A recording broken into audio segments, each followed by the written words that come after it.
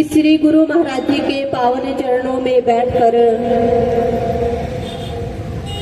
काफी देर से हम भजन और सत्संग का आनंद प्राप्त कर रहे थे, क्योंकि कहा भी है सत्संग ही जान लो सारे सुख की खान, मुक्त भयो गोकर्ण से करे जो दृढ़ पान। सुख कहाँ बताया? हमारे संतों ने सुख सत्संग के अंदर बताया। बाहर सुख नहीं है, सुख तो सत्संग के अंदर है। जितने भी भक्तों का उदाहरण हम आज तक सुनते आए हैं, उन्होंने भी सबसे पहले अपने इस जीवन के अंदर हरि की कथा को सुना, सत्संग को सुना और अपने जीवन में उतारा। क्यों सत्संग हम सुनते हैं? कबीर दास जी कहते हैं, कबीरा संगते साधकी साहिब आवे याद, लेखे में साही घड़ी बाकी दिन बर्बाद। कबीरा बाकी दिन बर्बाद। क्या कहा? तो कबीर दास जी कहते हैं, कबीरा संगत साधके साहिब आवे याद, कि जब जीव संतों की संगत में बैठ जाता है और हरि की कथा को सुनता है, तब उसे किसकी याद आती है? भगवान की, उस परम पिता परमात्मा की उसे याद आती है। और लेखे के अंदर वही घड़ी धन्य बताई। बाकी तो संसार के अंदर जीव भक्ति करता है, पर कर्म कांड के पीछे ज्यादा भागता रहता है। अभी हमने शिवरात्रि मनाई, खूब शिवलिंग के ऊपर हमने जल को चढ़ाया और दूध कितना डाला? कितना डाला? पूरा लोटा तो पानी का ही होता है। इतना सा दूध डालेंगे और शिवलिंग के ऊपर चढ़ा के आ जाते हैं, और खुद कैसा पीते हैं? दुकान ढूंढ लोगे सबसे पहले, किस दुकान पे प्योर दूध मिलता है, वहीं से लेके आते हो अपने लिए, और भगवान के लिए कैसा भी चल जाएगा। जिनके ऊपर जल चढ़ाने के लिए जाते हैं, उनको जल की क्या जरूरत है? सोचा कभी?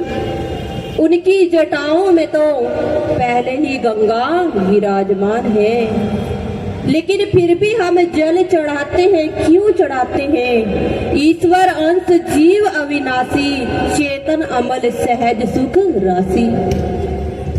वह जल जो है भगवान का अंश है। उनकी जटाओं से ही बहकर भगीरथ ने घोर तपस्या की और उस गंगा को धरती पर ले आए, और वही जल हम भगवान शंकर के ऊपर चढ़ाते हैं, क्योंकि वहां उनसे मिलना चाहता है। जैसे छोटा बालक जो है अपनी माँ के बिना रह पाता नहीं, और अपनी माँ की गोद में जाते ही वह बड़ा खुश हो जाता है, क्योंकि माँ जानती है अपने बच्चे के बारे में, उसके लिए क्या सही है क्या गलत है, और इसलिए वह माँ की गोद में जाकर ही सच्चे सुख को प्राप्त कर पाता है। संसार का जीव भी सोचता है कि बाहर मुझे सुख मिल जाएगा, लेकिन किसको मिला है? किसी को भी मिला नहीं। बिनु सत्संग ना हरि कथा, तेहि बिनु मोह न भाग। मोह गए बिनु राम पद, ओई न दर्द अनुराग।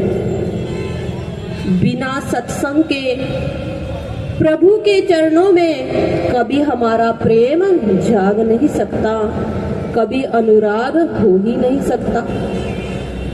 क्योंकि जीव का जो मन है ज्यादा बाहर भागता है। ये मिल जाएगा तो सुख मुझे मिल जाएगा, बहुत धन प्राप्त कर लूंगा तो आराम से बैठ के खाऊंगा। गारंटी है? पता है आपको? नहीं, धन के अंदर सुख नहीं है। सच्चा वैरागी वही है जो इन सब चीजों से अपने मन को पर रखता है। जैसे हम भगवान शंकर की पूजा करते हैं, पर वह तो वैरागी थे। उनको किसी चीज से कोई मतलब नहीं था। जैसे एक बार नारद जी माता पार्वती के पास पहुंचे और माता पार्वती से कहने लगे कि अभी मैं ब्रह्मा लोक को देख के आया, विष्णु लोक में भी गया था। कितनी सुंदर जगह है वहां पर, लेकिन एक आप ही हो हे माँ, जो ऐसे खुले आकाश के नीचे रहती हो। आपके पास तो कुछ भी नहीं है, प्रभु ने आपको कुछ दिया ही नहीं, खुले आकाश में आप रहती हो और सब लोक के अंदर तो खूब भरा पड़ा हुआ है। वहां बड़े आनंद से अपने जीवन को जीते हैं। नारद जी इतना कह कर चले जाते हैं। अब भगवान शंकर आए। माता पार्वती कहने लगी, प्रभु सब लोगों के अंदर सारी सुविधाएं हैं, सब कुछ है, पर हमारे पास कुछ भी नहीं है। हम ऐसे ही खुले आकाश के नीचे रहते हैं, हमारा घर नहीं है। मुझे तो घर चाहिए ही चाहिए। भगवान शंकर कहने लगे, हे पार्वती, हम वैरागी ही ठीक है, हमारा वैरागी जीवन ही सबसे अच्छा है। पर नहीं मानी। माता पार्वती मानती नहीं है और कहने लगी, मैं तो जा रही हूँ, कुबेर के पास जा रही हूँ और उनसे धन लेके आऊंगी और घर बनवाऊंगी। आप कुछ भी दो, क्योंकि कुबेर को कुछ हम देंगे तभी तो वहां धन देगा। भगवान शंकर कहने लगे, पार्वती मेरे पास तो कुछ है ही नहीं। तुम अच्छे से जानती हो कुछ मेरे पास नहीं है, फिर भी मैं जानता हूँ कि कुबेर को क्या चाहिए। राख लगाते थे भगवान शंकर और वही थोड़ी सी राख चरणों में से उठाकर एक डिब्बी के अंदर पार्वती जी के हाथ में रख देते हैं कि ये ले जाओ, ये मेरे भक्त को दे देना, इसके बदले में वह बहुत धन दे देंगे। और वही चरणों की रज लेकर माता पार्वती चल पड़ती है। जा रही थी लेकिन मन में सोच रही थी कि यहाँ तो राख है, वो भी जरा सी है, क्या इसके बदले में कुबेर जो है मुझे धन देगा। संशय था उसके मन के अंदर, फिर भी गई क्योंकि भगवान ने कहा। और कुबेर के पास जाती है, कुबेर को कहने लगी कि मुझे धन की जरूरत है, धन लेने के लिए मैं आपके पास आई हूँ। कुबेर कहने लगे कि धन तो मैं दे दूंगा, पर हे माता मुझे यहाँ बताओ मेरे प्रभु ने मेरे लिए क्या भेजा है, क्या दिया है, उसके बदले में मैं आपको धन दे दूंगा। तो माता पार्वती छोटी सी डिब्बी थी जिसमें चरणों की रज थी और वही रज कुबेर के हाथ में देती है। कुबेर पूछने लगे हैं, माँ इस डिब्बी के अंदर आखिर क्या है? तो माता पार्वती कहने लगी कि भगवान के पास वैसे तो कुछ था नहीं, पर उन्होंने यह रज दी है चरणों की। तो कुबेर जो था उस रज को लेता है और बड़ा ही खुश हो जाता है कि हे माता, जिस चरणों की रज को पाने के लिए अनेकों ऋषि मुनि भी करोड़ों यत्न करते हैं, तो भी वह चरणों की रज उनको मिलती नहीं। केवट ने कितने पापड़ झेले थे, भगवान की चरण रज पाने के लिए कितना उन्होंने प्रयास किया कि अपनी नाव में बिठाऊंगा नहीं, मांगी नाव केवट नहीं लाना, कहाँ हूँ तुम्हार मर्म में जाना। कि हे प्रभु, मैं अच्छे से जानता हूँ आपके मर्म को। यही चरण रज अहल्या को मिली तो नारी बन गई, और मेरी नाव में यदि आपने अपने चरण रख दिए तो वह भी नारी बन जाएगी। पर पत्नी तो मेरे पास पहले से ही है, दूसरी मिल गई तो आफत खड़ी हो जाएगी। इसीलिए मैं आपको तब तक नहीं बिठा सकता जब तक आपके चरण में पखार नहीं लेता। सबसे पहले मैं आपके चरण पखारूंगा, देखूंगा इसके अंदर वह जादू अभी भी है या फिर नहीं। तो कठोते के अंदर जल भरकर लाते हैं और चरण धोना शुरू करते हैं। बैठने का तो कुछ था नहीं वहां पर, खड़े रहते हैं, एक चरण को उठाते हैं। अब एक पैर पर भगवान कब तक खड़े रहेंगे? खड़े रह सकते हैं? आप खड़े रहोगे? एक पैर पर आप खड़े नहीं रह सकते, तुरंत ही गिर जाओगे। केवट ने भगवान का एक चरण उठाया और अपने हाथों में वह कठौती ली हुई थी, उसमें गंगा जल था। एक चरण उठाया तो भगवान हिलने लग जाते हैं। भगवान केवट को कहने लगे, अरे केवट, तुझे चरण धोने ही है तो धो ले, पर मुझे गिरा मत, क्योंकि तू एक मेरा चरण उठाएगा तो मैं एक पर कब तक खड़ा रहूंगा। उन्होंने चालाकी से काम लिया, कहने लगे, प्रभु आप चिंता क्यों करते हो? आपका जो हाथ है मेरे सिर पर रख दो, मेरे सिर का आप सहारा ले लो, इस पर अपना हाथ रख दो।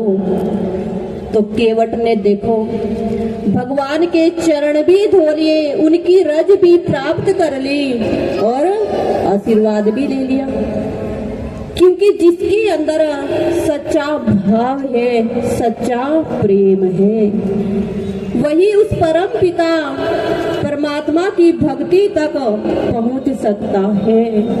विराग किसको कहा? जान ही तब ही जीव जग जागा, जब सब मोह विलास विरागा। राम सिया राम, सिया राम जय जय राम, राम सिया राम, सिया राम जय राम। कोई विवेक मोह भ्रम भागा, तब रघुनाथ चरण अनुरागा। राम सिया राम, सिया राम जय जय राम, राम सिया राम, सिया राम जय जय राम।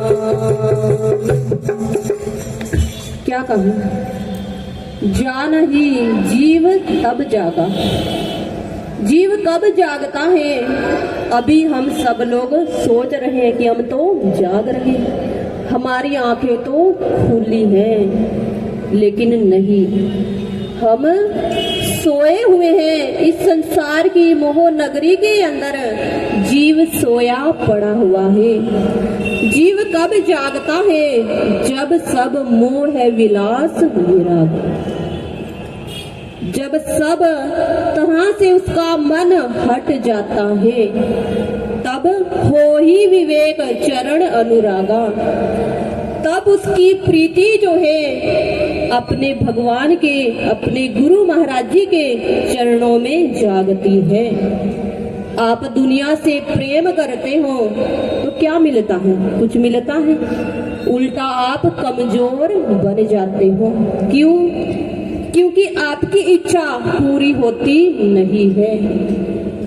लेकिन भगवान से प्रेम करते हो तो आप कितने शक्तिशाली बन जाते हो। आपके अंदर अपने आप ही पावर आ जाता है, वह शक्ति न जाने कहां से आ जाती है। आप भगवान के प्रेम के अंदर झूम उठते हो, आपको कोई भान रहता नहीं। मीरा भी प्रेम के अंदर दीवानी हो गई थी और यही कहती है, श्याम पे